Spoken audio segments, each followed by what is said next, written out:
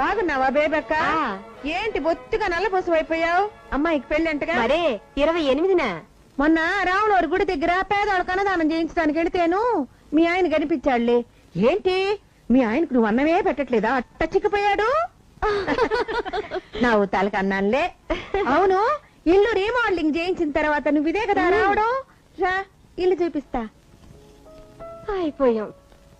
ఆ పాలరాతి బొమ్మ ఈ ఉయ్యాల జైపూర్ నుంచి తెప్పించావక్క. ఇంటి పనులు, పొలం గొడవలు, క్యాష్ డీలింగ్స్ అన్ని నేనే చూసుకోవాలక్క. ఆయనకు అదో సెంటిమెంటు.